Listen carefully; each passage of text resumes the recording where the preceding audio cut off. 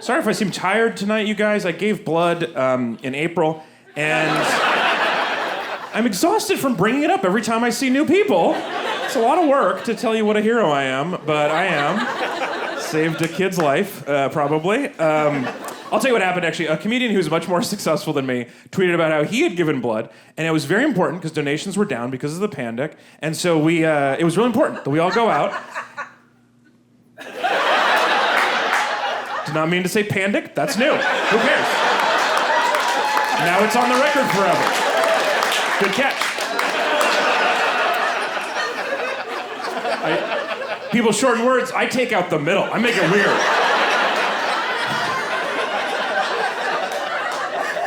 So he tweeted that he had given blood and that it was really important because of the pandemic, the donations were down, and so it was needed more than ever. And I saw that tweet, you guys, and it really touched me. It did. I saw that and I thought, if I gave blood, I could tweet about it. So I did. I did it. I traded a pint of blood for 26 likes. No big deal.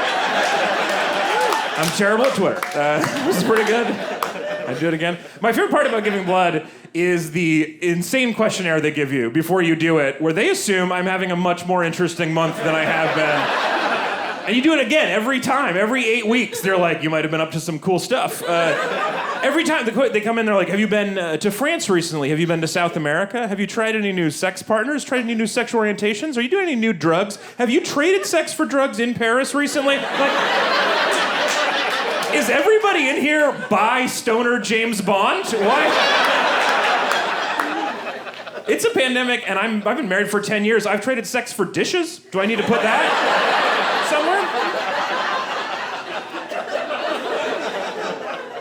I did. Actually, the other thing about giving blood that I took away from it was that if you are my size or better, it is easy. It turns out it's very easy. They took a pound of blood out of my body, and I felt nothing, and that was a big surprise. And I recognize some of you are very skinny. It would be very different for you, and I don't care. Your life is fine.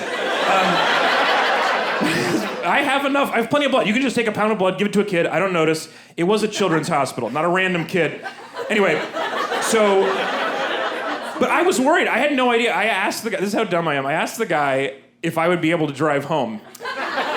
And he said, yeah, if you could drive here. Like I thought it was gonna give me magic powers or something. I don't know, I thought it would be woozy. And he was like, no, you're fine. But also you are too dumb to donate blood. It turns out I don't want your dumb blood. But actually what he said was the only thing I had to worry about. He was like, just don't skip any meals, don't exercise. Well, Captain, that was already the plan. Sometimes I eat 2 meals at a time just in case there's not a lot of food in the winter like a grizzly bear. That's how I'm eating. You thought I was gonna skip a meal and then jog today. I'm not Gandhi. There's no way. But it was the best medical advice I've ever gotten. Don't exercise, don't skip a meal. Like, that's what I get for 1 pint of blood. For 2 pints, can I not check my work email for the rest of the day? How much blood do I have to give you to mute my family group chat? That's what I need. That's not for everybody, but some of you, it's for you. Yeah. It's annoying. I did ask, I get kind of chatty when I'm nervous, so I asked him, like, I asked the doctor, is he a doctor? Anyway, it's like an arm Jiffy Lube. I don't know what his qualifications are. The exsanguinator? I don't know. So I asked my blood guy, like, what are people talking about in the break room? Like, what's the hot goss here at the hospital? And what this maybe doctor told me was that they're all freaking out because people are taking Ubers to the ER now. Have you seen this? Do you know this? Yeah, instead of an ambulance, people are calling an Uber because it's so much cheaper, right? Right, yeah, right, now you're caught up. Yeah, because even an Uber Black is like $100. An ambulance ride is $5,000. That's not surge pricing. That is normal ambulance pricing. You could take 50 Uber Blacks to the hospital for the same price, and you should, actually. That would be a cooler way to show up at the hospital. 50 black Suburbans in a row, like your own presidential motorcade as you roll in. You can't get assassinated. They don't know which one you're in. And if you die during surgery, you turn them around. Funeral procession. Right there. It's great. It did give me an idea, though. If I ever get invited to a really swanky party and I want to show off, I'm not renting a limousine. I'm showing up in an ambulance. That's what I'm going to do.